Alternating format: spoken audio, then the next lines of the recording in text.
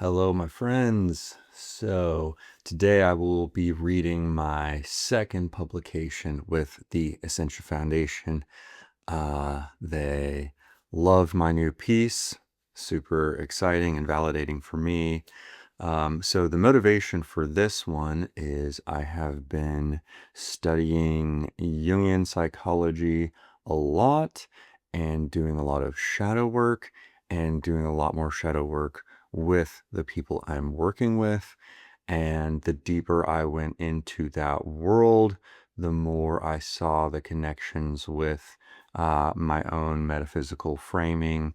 And I actually came to an understanding that Jungian psychology, specifically the shadow and the process of individuation and concepts associated with the shadow, such as shadow projection, all of these things are actually really intuitive if you look at them through the lens of the fabric of consciousness being paradoxical.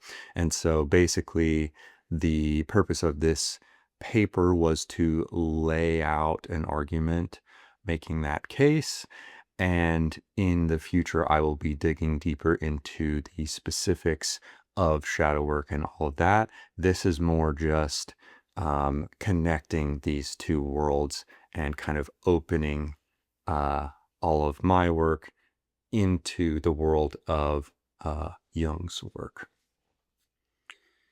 So, paradox as ground, the shadows in the archetypes. And this is the Essentia Foundation publication, so I'm just going to read everything that they included. River Knies argues that the paradoxical nature of psychological archetypes isn't contingent, but reflect the very structure of experience, one where irresolvable tension is the impetus to action and the substance of meaning. The belief that an archetypal paradox can be resolved, that the tension between order and chaos, control and freedom, self and other, can be finally settled in favor of one pole, is a failure to understand the nature of consciousness, he argues. It mistakes a structural feature for a solvable problem. And now the paper itself. Carl Jung arrived at paradox somewhat reluctantly. His primary object of study was the shadow, the unconscious, the repressed, the denied. And it was only when he pressed deeply enough into that territory that the paradoxical structure of the psyche became impossible to ignore. This essay proposes to reverse the path. If we begin instead with paradox as the fundamental ground of conscious experience, the concepts of archetype, shadow, and individuation follow as structural necessities rather than clinical discoveries. The shadow is not a psychological curiosity, it is what inevitably forms when a conscious entity, individual or collective, attempts to deny one pole of an irresolvable tension. Understanding why requires first understanding what a true paradox is and why consciousness cannot exist without them. Not every apparent contradiction is a true paradox. Zeno argued that motion is impossible because to cross any distance, you must first cross half of it, and before that, a quarter, and so on. An infinite series of steps that could never be complete. This seemed paradoxical, but the resolution was mathematical. The sum of 1/2 plus a fourth plus an eighth, etc., converges to exactly 1. The contradiction dissolved once the deeper principle was understood. A true paradox resists this. Consider the tension between control and inspiration. We desire control because it provides security and predictability. Yet it is precisely the uncontrolled, the unexpected, the open-ended that generates meaning. Tighten control completely, and you eliminate the very thing that made the endeavor worth controlling. Surrender it entirely, and you lose the stable ground from which inspiration can be recognized and used. No deeper mathematical understanding is coming. This tension is not a puzzle awaiting a solution. It is a permanent structural feature of conscious experience. What distinguishes a true paradox is not that we haven't found the answer yet, but that the tension is generative. Its resolution would be catastrophic, not clarifying. The same structure appears in every domain. Order requires chaos as its contrast and source of renewal. Self requires other to know itself. Peace requires the memory or possibility of conflict to be experienced as peace at all. These are not puzzles to be solved. They are the grammar of consciousness. Niels Bohr said, "It is the hallmark of any deep truth that its negation is also a deep truth." Alfred North Whitehead went further by hinting at the shadow. There are no whole truths. All truths are half-truths. It is trying to treat them as whole truths that plays the devil. I should give credit to Ian McGilchrist for collecting and synthesizing these concepts in his book, The Matter with Things, as that is where I found these quotes.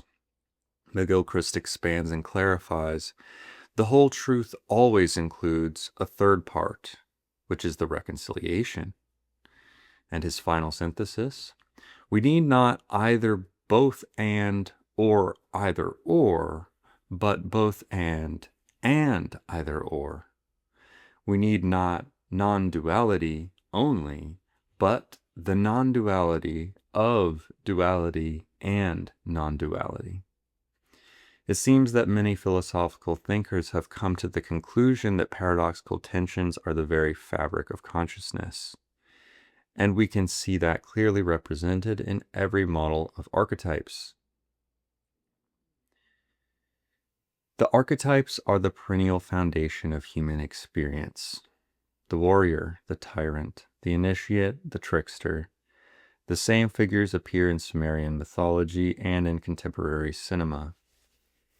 A politician consolidating power navigates the same tendency to abuse as every pharaoh before them.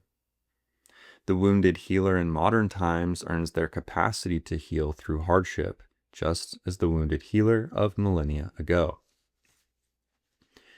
The cultural context transforms, the underlying architecture does not. These archetypal figures are relearning the same lessons about human nature regardless of time and geography. From the materialist perspective, how can we account for these persistent archetypal patterns? Where did they come from? In many ways, this question is analogous to the hard problem of consciousness. The question is not where intelligence comes from. Evolution and information theory handle that well enough. The more general question is why there is anything it is like to be a creature at all. Neurons firing according to electrochemical gradients explains the mechanism beautifully, but says nothing about why that mechanism should be accompanied by felt experience. The redness of red, the specific texture of a memory, the quality of grief. David Chalmers observed that we can describe the brain's operations in complete detail and still be left asking, but why does it feel like anything? No increase in mechanistic understanding narrows this gap, because the gap is not empirical, but categorical. Experience is not a more complex version of mechanism. It is something else entirely. It seems the archetypal patterns originate somewhere deeper than the origin of mechanistic intelligence, somewhere closer to the source of experience itself. The most parsimonious resolution to the hard problem of consciousness is the one idealist traditions have long held.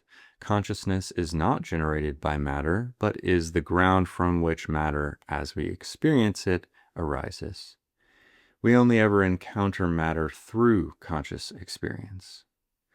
We have no access to a matter in itself that precedes or exists independently of experience.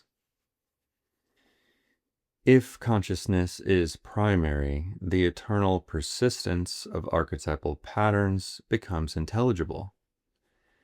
These patterns are not cultural residues or evolutionary adaptations, but structural features of consciousness itself.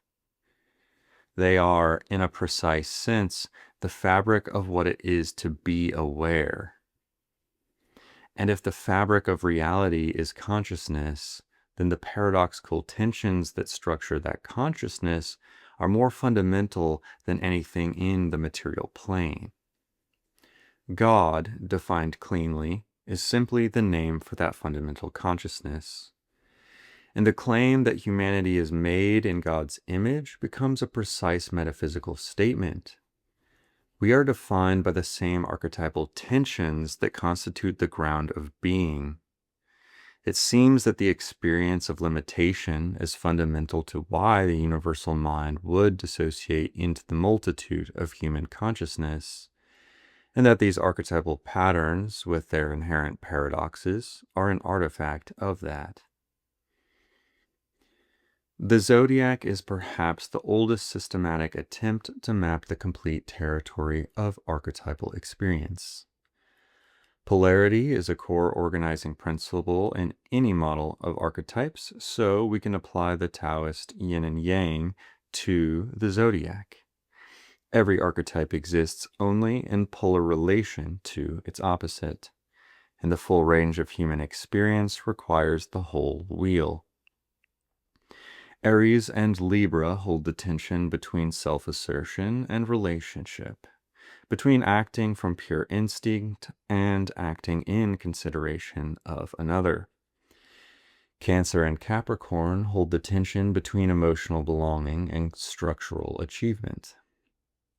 Scorpio and Taurus hold the tension between transformation and stability, between the pull toward depth and dissolution and the pull towards security and preservation. In every case, the polarity is irreducible. You cannot resolve Aries into Libra or collapse Scorpio into Taurus. Like yin and yang, each pole contains the seed of the other. The Aries impulse, taken to its extreme, produces the isolation that demands relationship. The Scorpio drive toward dissolution eventually strikes the bedrock of what can be destroyed.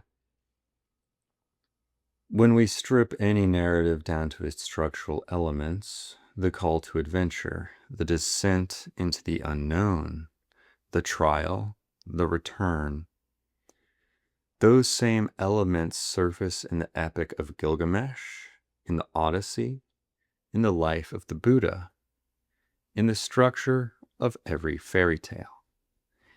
The specific characters and settings are window dressing. This is not coincidence or cultural transmission across isolated civilizations. It is the same deep structure of consciousness expressing itself through whatever material happens to be available. The archetypes are not invented, they are discovered again and again because they are already there.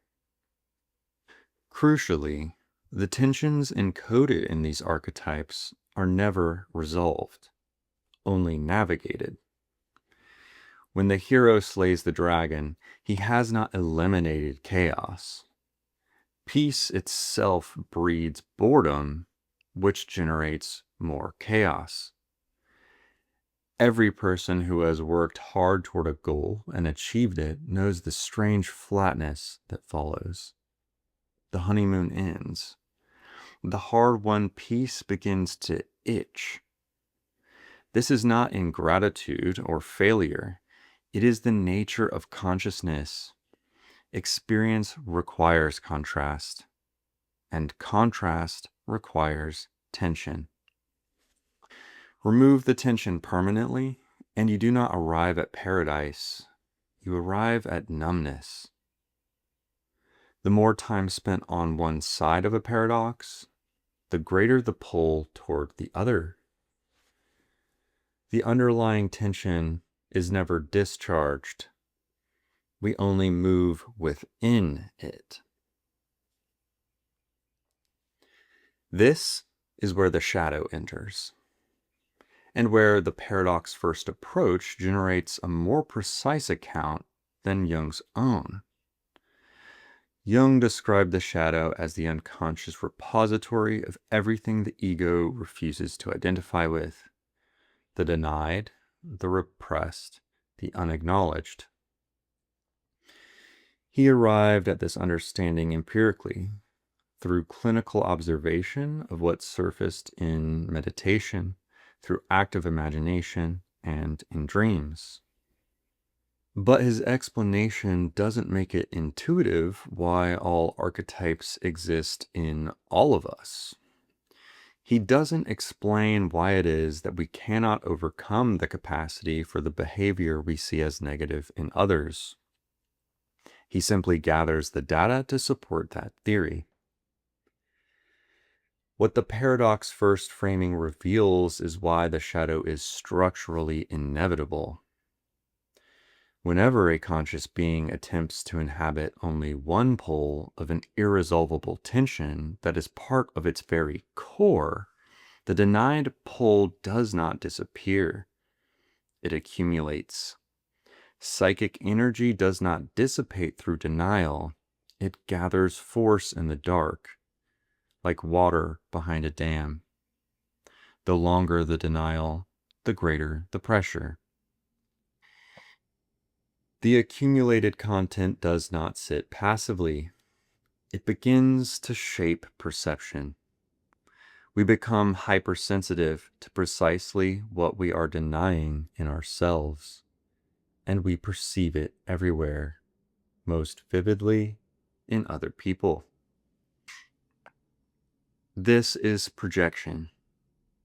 We cannot see the denied thing in ourselves, so we locate it in them, usually with disproportionate intensity.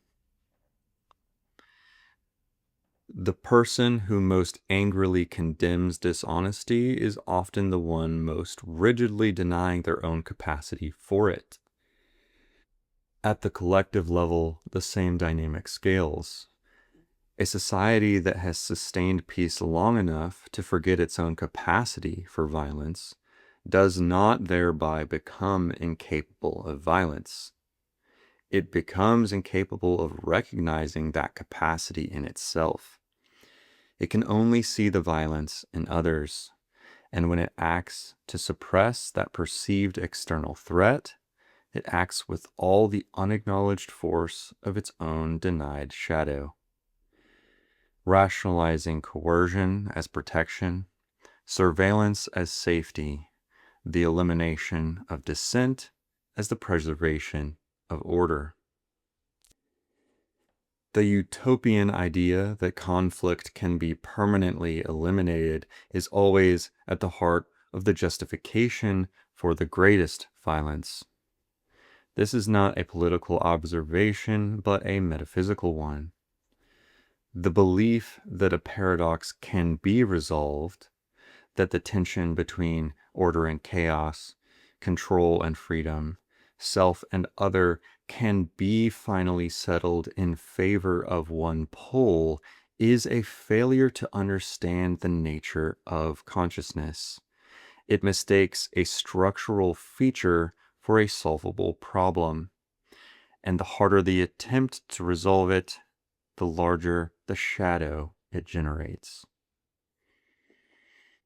Jung's answer was individuation, the process of becoming whole by consciously holding both poles of the tensions that constitute the self, rather than identifying with one and projecting the other.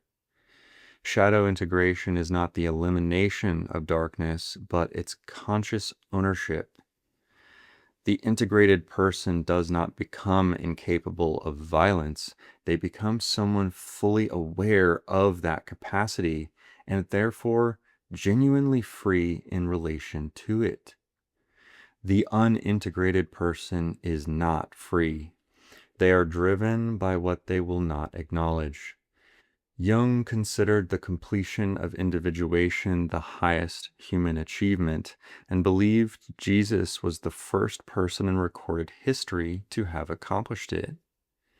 If that is right, then what it truly means to follow Jesus may be less about doctrine and more about accepting the full challenge of shadow integration, the willingness to hold consciously everything one would rather not be.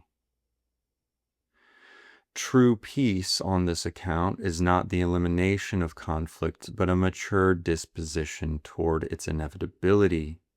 It is the capacity to move within the paradoxical tension and avoid the temptation to deny our ability to do so. The practical difference between Jung's path and the one proposed here is the difference between a map and an accidental discovery. Jung encountered paradox as a consequence of descending deeply into shadow work, something that reveals itself only after sustained and often disorienting inner labor. Beginning with paradox as the ground inverts the sequence. The shadow is no longer a strange and threatening discovery that emerges after years of inner work. Instead, it is a predictable structural consequence of the way consciousness is built. Every irresolvable tension generates a shadow on whichever side is being denied. The map does not necessarily make the journey easier. The shadow must still be confronted directly through honest self-examination that no theoretical framework can substitute. But it removes the mystification. You know what you are looking for before you begin, and you understand why it is there. The convergence from multiple directions, the hard problem of consciousness, the cross-cultural persistence of archetypal patterns, the paradoxical structure of every domain of experience at its limits, points toward a single conclusion: that consciousness is fundamental, that its structure is paradoxical, and that this paradoxical structure is the source of both the archetypes that animate human experience and the shadows that form wherever that experience is denied. This is not a new mysticism. It is a more rigorous account of what Jung found empirically, grounded in what the deepest inquiries across disciplines consistently reveal at their edges: that reality, at bottom, is structured like a question that cannot be fully answered, only lived. Thanks for listening.